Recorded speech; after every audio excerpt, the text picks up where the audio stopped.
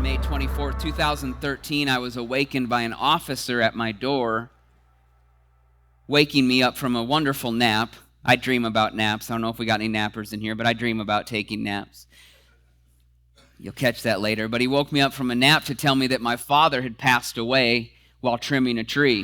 And that is not a fun way to wake up. And so we go through all of the rush and emotional ups and downs of losing my dad in a moment's notice.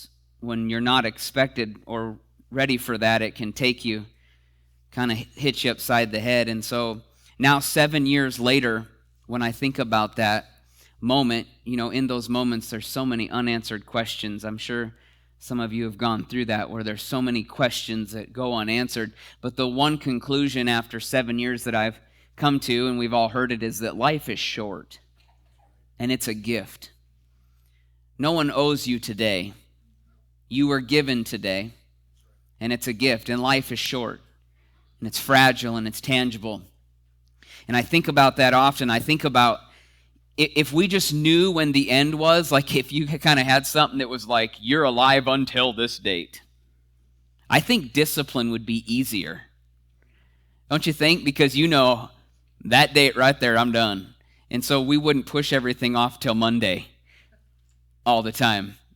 You don't think that's funny, did I? How dare you? We'll do it Monday. We'll start it Monday. No, I think disciplines would be easier if I knew how long I really had, if I knew when my end date was, but we don't. We don't. And so in that, we make life really, really long, and we just keep pushing away things that we know we ought to be doing now, but we push them away because we think we have so much time. And one thing with my dad that shocked me when my dad passed is the fact that his book on life was closed. It just hit me one day. The Bible says that we'll have books about life and what we did and what we didn't do. And his book on life was done. He can't open it. He can't edit it. He can't add to it. It's done. It just hit me one day. Whoa, his book's done. Second chances. It's done. What he did in that amount of time is it. It's over. Maybe you've lost a loved one like that before. When it hits so hard that life kind of stops for a second, and it's almost like a fear goes off in your belly of how short life is and how fragile it is. You ever felt that before? Where it's just like, whoa, life is fragile. Like we have this moment. Maybe you felt that before. And it takes your breath away, stops you for a moment. And here's what I've thought about is you can always make more money. You can always replace something that's been broken. But there's no way to make more time. You can't do it. That's why it is the most valuable thing you have. That's what you get paid for, is your time. Because it's the most valuable thing you got. And in your notes this morning, I gave you this. What your life is a display of how you use your time. What your life is really a display of how you're using this time that we've all been given. And what you do with your time will determine who you are. What you choose to do in that time is going to determine who you are as a person. How you spend your time reveals your values. I can look at your calendar and your time and see what you really value because you'll make time for what you value. Isn't that right? And so your values are showing. I want to show you in Scripture a little bit, something very interesting in James chapter 4, 13 and 14. He's talking about time and how valuable life is. And he says, now listen, you who say today or tomorrow, we're going to go to this and that city and we're going to spend a year there and we're going to carry on business and we're going to make ourselves some money. I mean, that all sounds good, doesn't it? But then he comes in and he says, well, you don't even know what will happen tomorrow.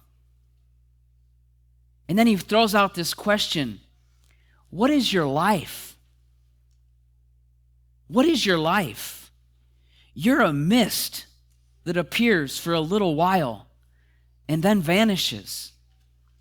And it's amazing to me that he throws this question right in the middle of there, because we have all of these plans. We're going to go over to this city, we're going to make some money, and we're going to get involved in all of this. And he goes, whoa, whoa, whoa, whoa, whoa, stop. You don't even know what will happen tomorrow. What is your life? Like before you make all these decisions, stop. What's your life? It's a mist that appears for a while and then it's gone. What's your life? Like he throws in this question about what is your life, and I just think about this. That's it.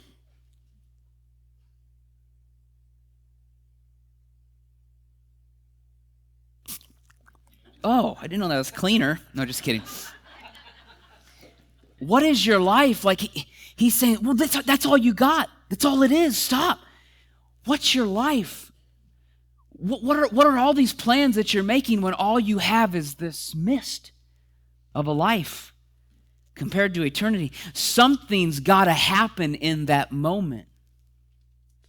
Something's got to happen in that moment. Your life is what you do with your time. That's in your notes. It's interesting to me that he doesn't ask, what is life? Because you could categorize that. He says, what's your life? What is your life? That's an intimate question for you to answer. What is your life? Well, your life is what you do with your time. That's what your life is. It's amazing to me that your life is what you do with your time, and what your life is and what your life could be determines on what your relationship with God looks like. We all have that. What our life is and what our life could be determines on what our relationship with God looks like. It really depends on our devotion to Him and doing His will. And I just want to share this with you, that when the church is working right, the local church, when it's operating right, it's the hope of the world. It is the hope of the world. There is no other entity on the planet that can transform the heart of men. There's not. And here's why. Here's why it's the only entity on the planet that can transform the heart of men. Because it's the only thing that Jesus is building on the earth. It's the only thing He's building on this planet is the church. That's it. He is 100% consumed in building His church. Let me show you how Paul talked about it in 1 Corinthians chapter 7. We see this interesting statement. He says, I'm saying this for your benefit, and I feel like I am too. Let me say this for our benefit this morning. Not to place restrictions on you. That's not what we're trying to do. Not trying to get you bound to anything. I want you to do whatever will help you serve the Lord best. Look at this. With as few distractions as possible. In my opinion, that's the best thing you can look at when this is your life. I want to help you do whatever you can do to serve the Lord best with as few distractions as possible. And I wrote this in your notes. Whatever you're doing outside of building His church could be a distraction. That's bold, isn't it? Whatever you're doing with your life outside of building His church could be a distraction. And I want to throw a disclaimer out there as I say that, because church is not a life of meetings in a building. Church is not living in a bunch of meetings, going to a building over and over. That's a big part of it. You know why? Because we're called to rally around His presence, and we're called to come together and rub shoulders and love one another and rally as a team. So that's a big part of church, but that's not just building His church, is living in a building in meetings. Building His church is where I choose to live my life on fire for Jesus. I am red hot for what He's doing. And because His love has been shed abroad in my heart, every person I meet, I want to help them take their next step closer to God. I want them to discover their purpose inside of His master plan and make a difference in the world they live in. That's building His church. Wherever I am, whatever I'm doing, I'm helping build his church with my life. Just like that accountant we heard about. He could have lived his whole life being in advertising. He could have been rich and he could have had a lot of money and he could have had a great little life. And if he never would have took those moments in that chair, he never would have got called into. Notice right where God took him. Go build my church. Go build my church. Isn't that amazing? He could have lived a great life, but would it have counted? What is your life? What is your life? Your life will never be greater than your relationship with God. It's in your notes. Your life will never be greater than your relationship with God. And so it's incumbent upon us to seek his face. Because when you have a relationship with God, what it does is it aligns you with your purpose. And little by little, every time you sit in his presence, you might not feel anything in the flesh, and it might feel bland, and you might be yawning, and you might not be feeling little goosebumps, but every time you sit in his presence, there's a little bit of aligning going on every time, where he's moving you into your place, and he's aligning you with your purpose, and he's getting you in the space that he's called you to be in, so that when the question comes out, what is your life? Your answer can be, it's what he called it to be. It's everything that he wanted it to be. And every time I sit in his presence, he's molding me and shaping me into who he's made me to be little by little, and it's so valuable.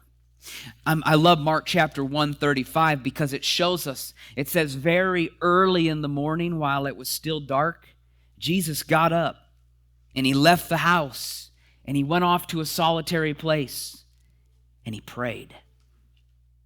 And I just read that this week and I thought, man, if Jesus needed to spend time with God, so do we. If Jesus needed a life where he got away and got off by himself with God to say, what do you want me to do? So do we. Where's your chair at, church? Where's your chair? What's your time with God look like? Because it keeps us sensitive to his voice. Every time we spend time with him, it keeps us sensitive to his voice and what he's saying. He's trying to talk to you. He's not mad at you. He just wants you to hear what he's saying, because he's got an awesome plan for your life.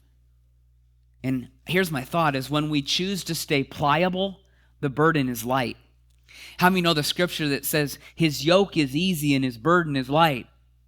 Sometimes it's like, yeah, right. What does that mean, right? But that's what he says. When we follow him, his yoke is easy and his burden is light. And I think the burden is light when we choose to be pliable. When we choose to get in his presence and we choose to be molded and shaped, that burden is light because it's on him. It's on him. And so it keeps the burden light. I was thinking about the children of Israel in light of all of this, in light of hearing God and getting in his presence and letting him shape our lives and mold us where we really lives that are in obedience to God.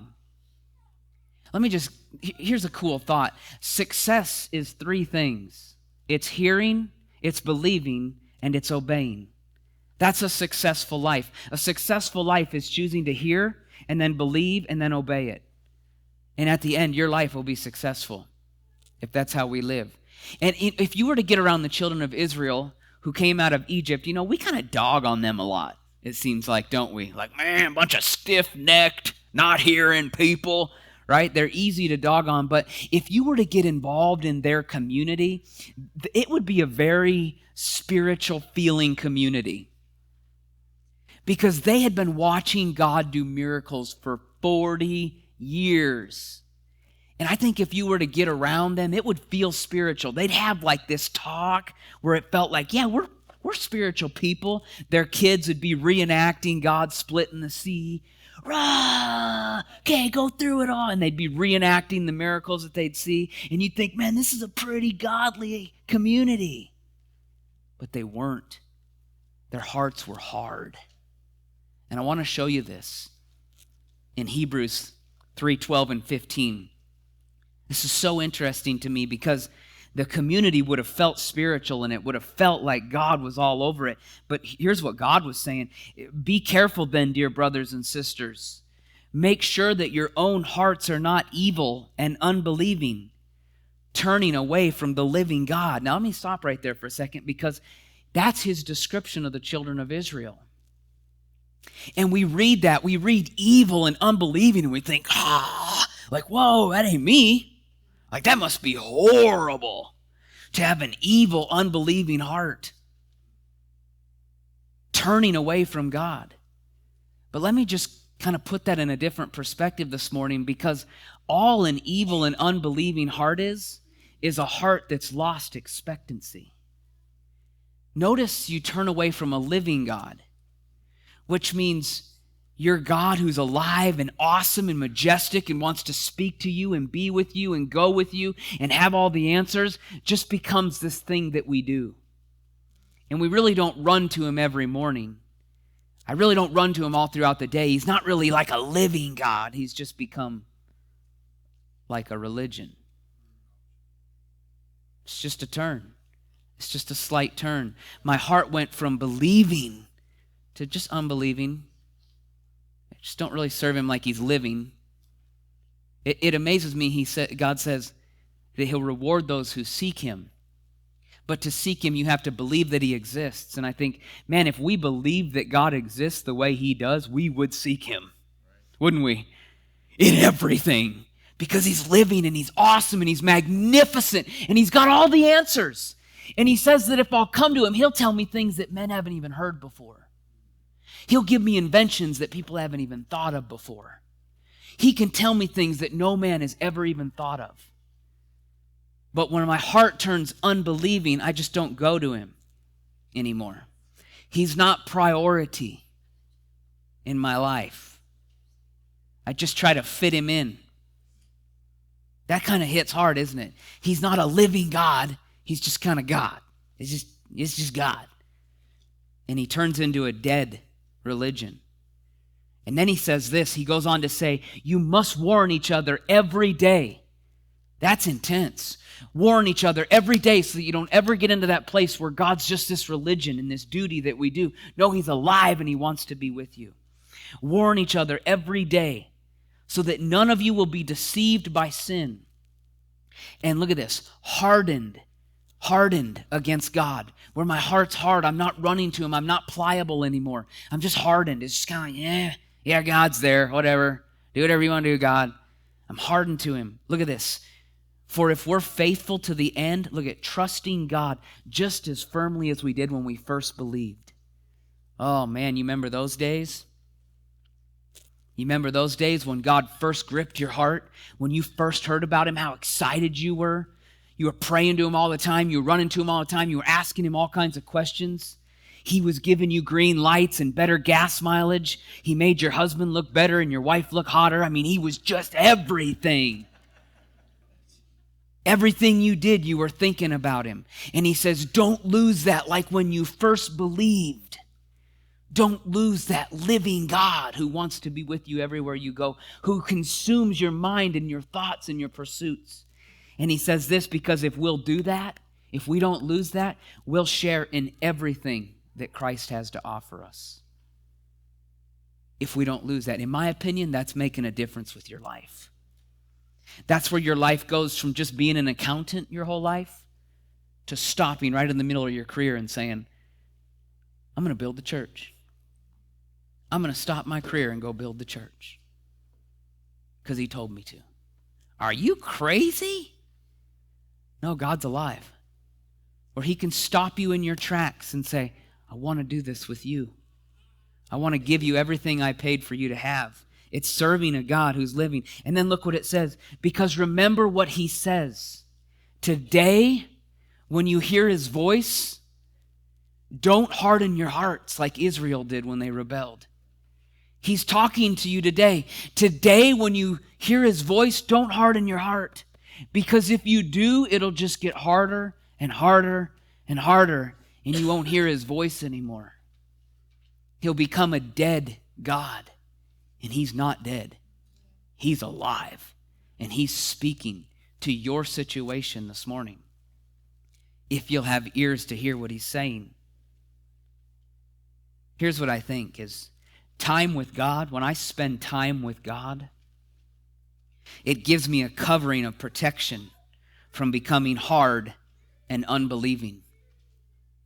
Every time I choose to spend time with God, every time I get in my rocking chair with him, every time I get into that place that I have with God, it protects me from becoming hard and unbelieving. I remember for a long time I used to train horses quite a few miles outside of town, and I drove a little Ford Tortoise out there every morning. And I had my saddle in the back. Oh, that thing stunk so bad. You pop the trunk and it was just like, oh. But man, that was my prayer closet with the steering wheel. Every morning I'd drive those miles and I'd be shouting and singing and pursuing God. And I tell you, God was in that little Ford Tortoise. It was just the place. I could get in that seat and it was like, he's there. Boom. Here we are. It was my place with God. See, you have a place with God where it protects your heart from becoming hard and unbelieving. It softens you up and your ears are attentive. You're pierced. What are you saying today, God? I don't want to go my own way. I don't want to fill this life with my own pursuits. I want to hear your voice. I want to make sure my life counts. I want to make sure my life counts. Look at Hebrews 3:19. This is so interesting to me. It says, so we see that because of their unbelief, still talking about the children of Israel, they weren't able to enter his rest. Because of their unbelief, because they quit pursuing him. They quit going after him. They decided not to have a relationship with the living God. And so because of their unbelief, they never entered into that place that was God's rest. Here's what I thought about this. This is in your notes. You'll never be your best outside of God's rest. You never will. Because when you're outside of the rest of God, it means you're doing life on your own and you're frustrated. You're tired, you're weary, nothing's working, nothing lines up. Everybody is annoying except you. Nobody drives as good as you do. You all know what I'm talking about. Nobody matches except you. Everyone is an issue, right? Because you're outside of his rest. You're trying to do life on your own. And God wanted the children of Israel to enter this place. Here's the rest of God. Where you come into my presence, I tell you what to do, and you go do it and enjoy my fullness, and enjoy my peace, and enjoy my provision, and enjoy the plan that I have for your life. It's rest. It's the rest of God. And it's not trying to control the things that you don't have the power to control. It's enjoying his rest. Okay, Lord, what do you want me to do today? What do you want me to do today? And so here's my thought for you. This is in your notes as well. If you don't remain pliable, you will be liable. If you don't remain pliable, you're going to be liable. Your life is either going to be pliable or you're going to be liable for it. And I'm not talking that God doesn't have mercy and God doesn't have forgiveness. But there's a place in life where if I don't remain pliable, if I don't find a chair where I meet with God every morning, I'm going to end up being liable for my life. And my encouragement to you today is to be pliable so you don't end up liable. I want you to take a moment and think about all of the things in your life that you regret. Anything in your life that you regret. Is God's voice attached to that? Probably not. All of the areas in my life where I'm like, I wish I never would have done that. God wasn't speaking. And I'm liable for it. I'm liable. And pastorally, I don't want you to have any more of those in your life. You will. But I don't want you to have any more. I want you to live a life pliable, not liable. I was thinking about this week, kind of what this looks like. And this might be silly, but if it helps you live a life that's pliable rather than liable, it's worth it. I love this thought that God will always take full responsibility for the life that's fully devoted to Him. He'll take care of you. But if you could imagine with me that every night, for some odd reason, every night, this lid of protection comes off your life. Every night, it just does. The protection just comes off your life. And every morning, you have an opportunity to get in His presence and have that protection come back over your life. Or you have an opportunity to just go do whatever you're going to do and just live life the way you want it because it's your life and no one can tell me what to do. None of you say that, but you have the option. He says, every day I set before you life and death. Choose life. Every morning I can get in His presence and have His covering come over me and keep me pliable. Or I can end up liable. And if I don't choose to get in His presence and be protected, you know what the outcome is? I'm going to get hard.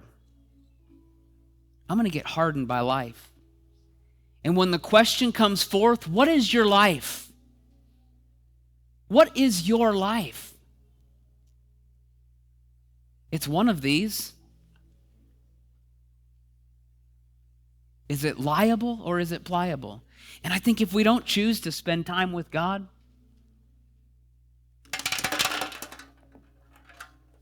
our life becomes liable. And we have all these things in our life that are distractions, you're chasing these things around. They're decisions and they're pursuits that you've made outside of the will of God, outside of His voice, and you're hardened and you're liable to all of them. And when the question, what is your life? That's all I got. But it's filled with these. And I'm liable for all of these. And they're stupid decisions that I've made outside of God's will. We all have these, don't we? You're thinking of them right now. I know I got plenty of them. That I had to go back and reap the garbage of. And I had to go back and try and fix them. And maybe some of them I'm still dealing with. Although God's forgiven me and He's washed me, there's stuff in my life because I didn't choose to be pliable. So now I'm liable. You know what the worst part about these things are? Is when your hardened decisions that God never told you to do become other people's history. And now your decisions are in other people's lives. And part of their story is your decisions, your distractions, your life. Some of y'all feel left out. Are in other people's lives where you chose not to hear God. And here's my question. Are you going to be pliable? Are you going to be liable? In this little amount of time that we've been given, what's your life? Is it a whole bunch of things that you're liable for? Or is it a life that's pliable? And I think about a life that's pliable is whole. I don't have all these little distractions where I'm a little piece here and a little piece there and I'm running all over trying to fix my life. No, I'm whole. And God can do anything He wants with me. He wants to change my shape. He can change my shape and put me in a situation. If He wants to stop me in my tracks and remold me, He can remold me and put me in a situation. If He wants me to come into somebody's life, then all of me comes into somebody's life. I'm whole. I'm pliable. And the burden's not on me because I'm just listening to His voice every day. What do you want with me, God? And He keeps me soft and He keeps me pliable. And then I'm not liable for my life. God will always take full responsibility for the life that's fully devoted to Him. And He'll take care of me. And He'll shape me. And He'll mold me every day into that place. And when the question asks, what is your life? My answer can be, it's whatever He wants it to be. It's whatever He's called it to be. It's wherever He wants me to go. I only do what I see Him doing, and I only say what I hear Him saying. I'm pliable. I'm pliable. And I love this thought of God protecting my life when I choose to be pliable. And I asked him, what's this look like, Lord? And he gave me Psalms 91, which I think is so awesome in light of this. Look at this. Those who live in the shelter of the Most High will find rest in the shadow of the Almighty. This I declare about the Lord. He alone is my refuge and my place of safety. He's my God, and I trust in him. For he will rescue you from every trap and protect you from every deadly disease. He will cover you with his feathers, and he will shelter you with his wings. And his faithful promises are your armor, and they're your protection. Don't be afraid of the terrors by night, nor the arrow that flies in the day. Do not dread the disease that stalks in the darkness, nor the disaster that strikes at midday. Though 1,000 fall at your side and 10,000 at your right hand, it won't touch you. It won't touch you. Because if you choose to stay in my presence, I'll cover you. And I'll take full responsibility for your life. That is awesome to me. Time with God is not a religious duty. It's the ability to live the life that he's called you to live. It's the ability to live a life that I'm not reliable. I'm just pliable. So that's my question to you today. Are you going to be pliable, or are you going to be liable? It's our choice. What's your life? What is your life?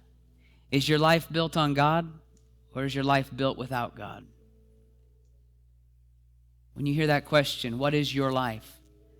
Only you can answer that. And so here's my question for you. Where's your chair? Where's your chair? I'm blown away by what God's doing with us, church. I'm just blown away every day. I see some of these gifting tests come in, and I see how God has wired some of you and the gifts and talents that God's put in you, and I'm humbled at how amazing you people are and what he's put inside of you. And I think there's nothing better than people as gifted as you being able to hear his voice and say, God, these gifts are yours. What do you want to do with them? The thought of that blows me away of how powerful we can be for this community. Just imagine with me, a body of people that are hearing God's voice. A body of believers that have a chair with God, a place where they meet him every day. And little by little, he just shapes you into where you're called to be. And you're not living a life that you're liable for. You're not running all over the place trying to put out fires. You're soft and molded. You're under his protection. You know he's got you. Imagine how powerful that is. A body of people hearing the voice of God. Nothing's impossible for people like that. There's nothing impossible. And here's what gets me. Is for every problem that the community has, he can fulfill it in us. He can speak visions to our hearts that can take care of all of the homelessness, all of the drug epidemic, all of the beaten women and lost children, and all of the unfathered men. Everything that we see going wrong in our community, he can speak to our hearts, and we can have the answer for it. If we would choose to be a people that said, God, our life is yours. Where the local church actually becomes the hope of the world because we're hearing his voice. And we're not living lives that are liable, we're living lives that are pliable. I love that thought. That's what he wants to do. Imagine how amazing that would be. Because he wants to take you, church, and he wants to make a difference with your life. And let me just leave this with you this morning.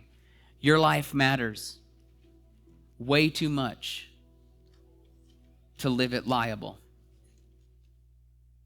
Your life matters way too much to live it liable for all of this stuff. Your life matters. And so my encouragement to you, I plead with you, I beseech you, Live it pliable. Live it pliable.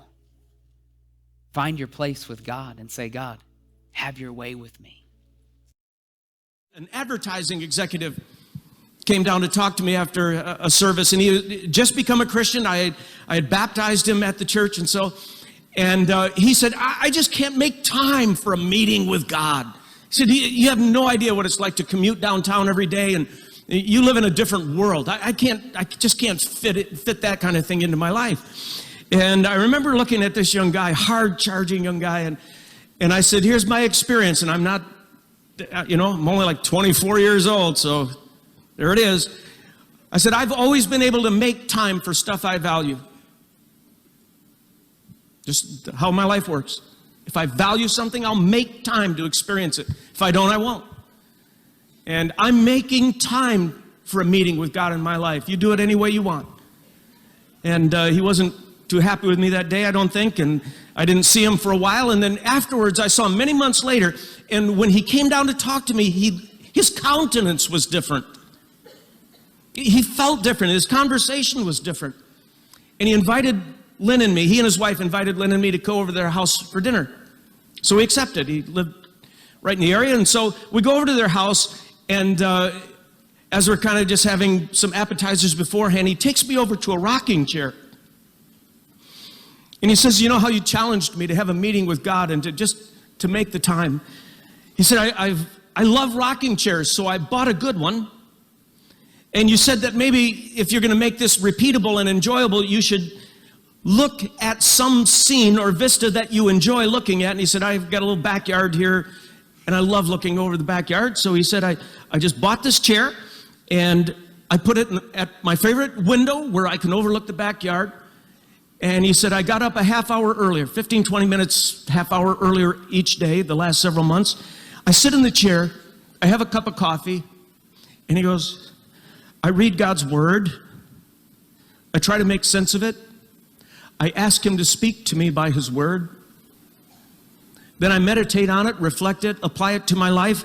Then he said, I write some thoughts down in a journal and I pray. I pray that I will be more aware of his presence in my life. And I said, how's that going for you? And his wife jumped in and said, I'll tell you how it's going for him. He's a changed guy. What happens to him when he sits in that chair has changed him. He's more centered. He's a more gentle and loving man in our marriage and to our children.